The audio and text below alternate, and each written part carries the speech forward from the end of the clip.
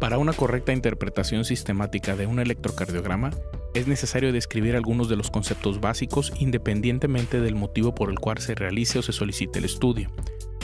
Los 3 puntos básicos en la descripción de un electrocardiograma son la frecuencia cardíaca, el ritmo y el eje eléctrico. La frecuencia cardíaca se define como el número de latidos que suceden en un minuto. La medición principal se enfoca hacia la frecuencia ventricular analizada por el complejo QRS, mas no es la única porción que se puede medir en relación a la frecuencia. También se puede describir de esta manera la frecuencia auricular, la cual es muy útil en algunas arritmias. Hay distintos métodos para determinar la frecuencia cardíaca, siendo algunos más exactos que otros. Hay que comprender que la importancia de la determinación de la frecuencia cardíaca no se basa en la exactitud, sino en dar un número aproximado en relación a saber si está presentando una frecuencia rápida o lenta, ya que el número de latidos exacto solo tiene relevancia académica más no clínica. Otro punto muy importante para determinar la frecuencia cardíaca es saber si la frecuencia es regular, ya que algunos trastornos del ritmo pueden ocasionar latidos irregulares y eso dificulta ocasionalmente la determinación tanto exacta como aproximada, como en el caso de la fibrilación auricular, el flóter auricular de respuesta variable o la presencia tanto de extrasístoles auriculares o ventriculares y algunas arritmias sinusales.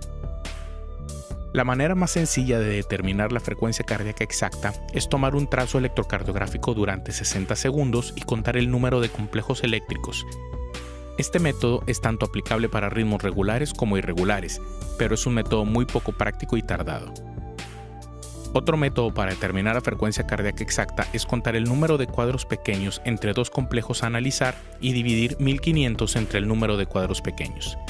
Este método puede ser tardado dependiendo de la habilidad del interpretador para realizar el cálculo matemático de manera mental, escrita o utilizando alguna calculadora, y solo es aplicable cuando la frecuencia cardíaca es regular, ya que la medición entre latidos irregulares puede hacer una precisión errónea. En este ejemplo observamos que hay 21 cuadros pequeños entre los 2 complejos eléctricos y dividimos 1500 entre 21 para obtener 71 latidos por minuto. El método más utilizado por su sencillez y rapidez consiste en buscar un latido que ocurra lo más cercano a alguna línea gruesa del papel donde fue impreso, y contando bajo una constante de las siguientes líneas gruesas podemos determinar de manera aproximada la frecuencia cardíaca. La constante que se utiliza es a partir de la primera línea gruesa con 300, después 150, después 100, después 75, después 50 y después 42.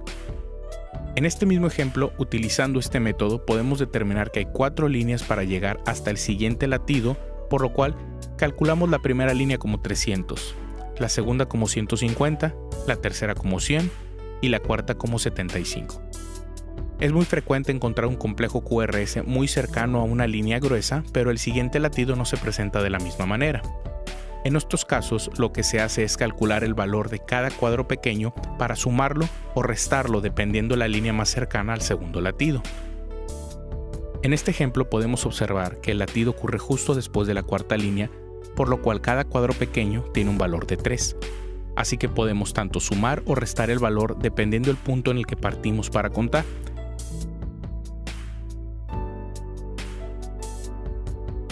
Vamos a revisar algunos otros ejemplos bajo este método.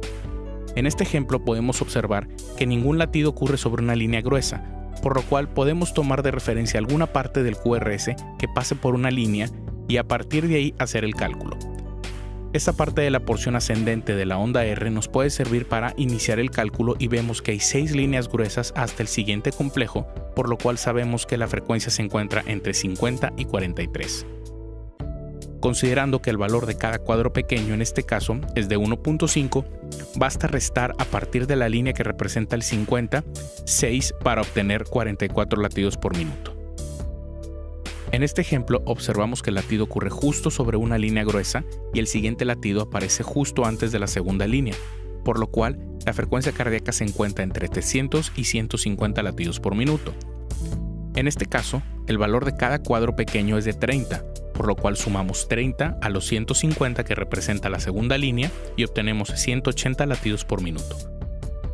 Este método es aplicable para ritmos regulares, ya que el margen de error es amplio en latidos irregulares o si utilizamos un extrasístole para esta medición.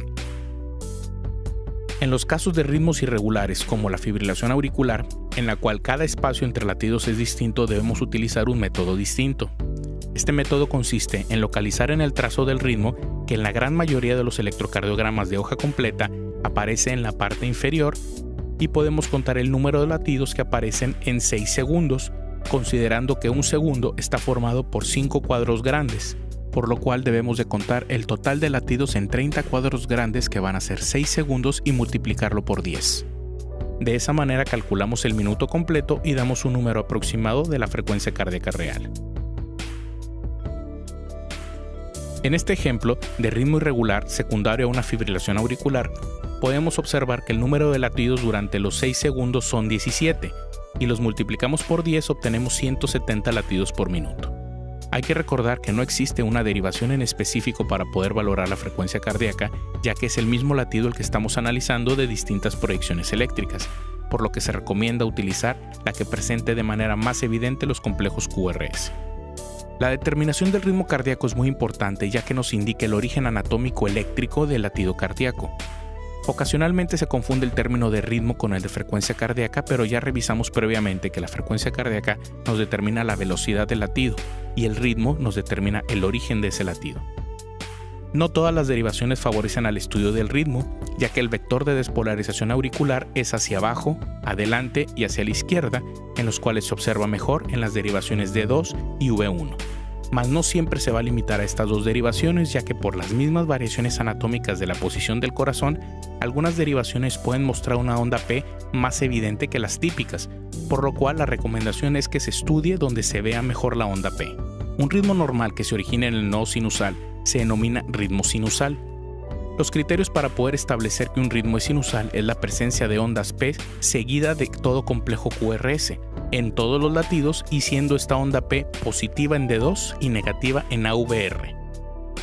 Si alguno de estos criterios no se cumple, no se puede denominar como ritmo sinusal y es necesario un análisis más minucioso del ritmo para determinar el origen eléctrico del latido.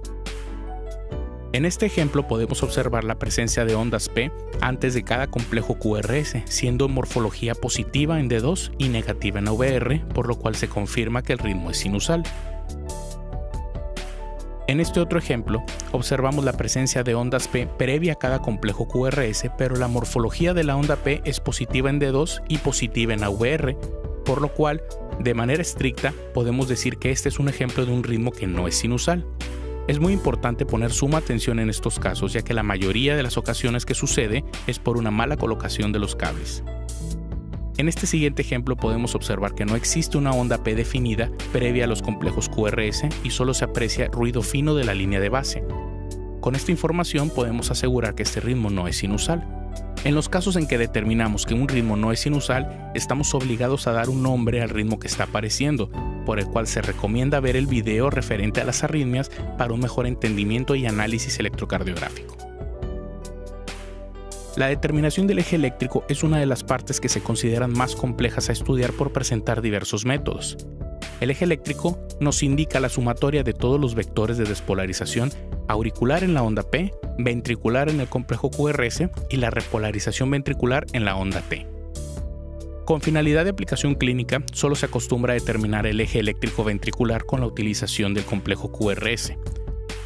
Así como se describió previamente en la frecuencia cardíaca, la determinación exacta del eje eléctrico es meramente académica, más no práctica, por lo que se prefieren métodos no tan exactos pero más prácticos, ya que no hay una correlación clínica con las mínimas variaciones entre los diversos métodos. Las derivaciones utilizadas para esta determinación son las derivaciones frontales. El sistema de eje se describe como grados observando el corazón de frente en una proyección antero-posterior y es recomendable memorizar o tener a la mano la gráfica clásica de las derivaciones en relación a la dirección de sus ejes correspondientes. En corazones normales, el ventrículo izquierdo es el que tiene mayor masa muscular, por lo tanto va a tener mayor fuerza eléctrica para manifestar el eje, por lo cual sabemos que el vector principal se va a dirigir hacia abajo, hacia adelante y hacia la izquierda. Los grados del eje están relacionados a los vectores que estudia cada derivación, utilizando este círculo de derivaciones frontales para una adecuada orientación. Los rangos exactos de un eje eléctrico normal varía entre -30 y +110 grados. Cuando este supera el rango de menos 30 grados, se denomina el eje eléctrico con desviación hacia la izquierda. Cuando este se encuentra entre más 110 y 180, se denomina eje eléctrico con desviación a la derecha. Y cuando el eje supera los 180 grados, se denomina un eje eléctrico indeterminado. La manera más burda, rápida y sencilla, más no exacta, de determinar un eje eléctrico es buscar en las derivaciones frontales la derivación que tenga mayor voltaje, por lo cual se deduce que el eje eléctrico va en esa dirección. En este ejemplo podemos observar que la derivación de mayor voltaje es D2, por lo cual utilizando la gráfica de los grados podemos determinar de una manera rápida que el eje se encuentra a más 60 grados. Este método no siempre es aplicable, ya que en muchos casos hay derivaciones con el mismo voltaje sin que nos permita determinar alguno dominante. Otro método utilizado se basa en buscar la derivación frontal que tenga un voltaje isobifásico. Isobifásico es el término aplicado cuando el complejo QRS tiene el mismo voltaje tanto positivo como negativo.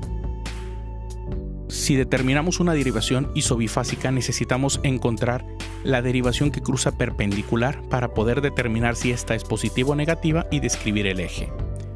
En el ejemplo previo podemos observar que la derivación isobifásica es AVL, y considerando que la derivación que es perpendicular es D2 y esta tiene un predominio positivo, podemos saber que el eje se encuentra en más 60 grados. Este método exige la memorización de todas las derivaciones con sus ejes de exploración respectivos, por lo cual en algunas ocasiones o debido a la poca experiencia en interpretación es poco práctico o puede ser tardado.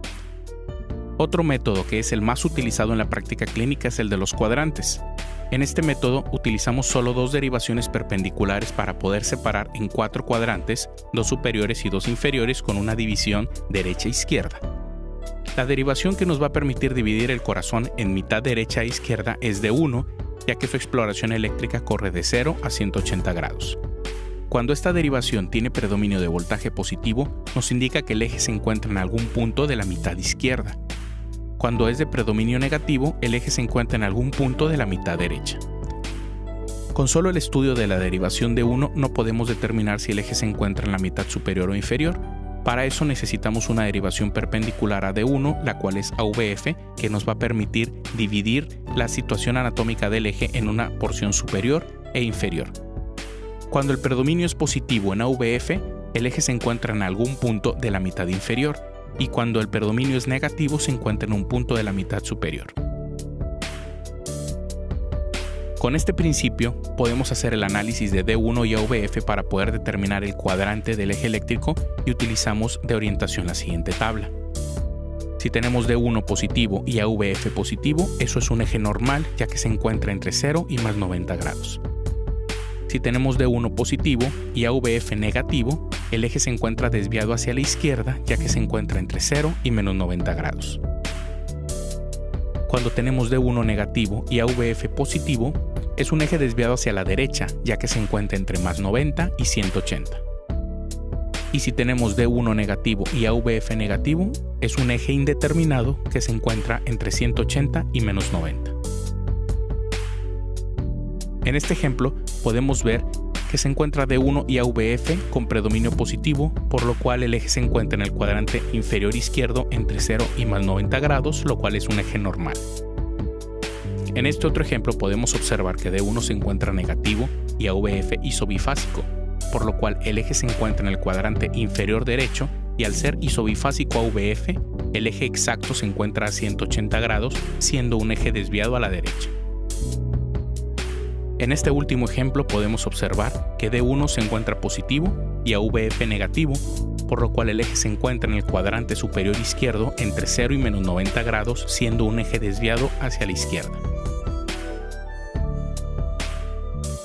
Ahora que hemos revisado estos 3 puntos básicos, que son la frecuencia cardíaca, el ritmo y el eje eléctrico, se deben utilizar en todo electrocardiograma que se interprete.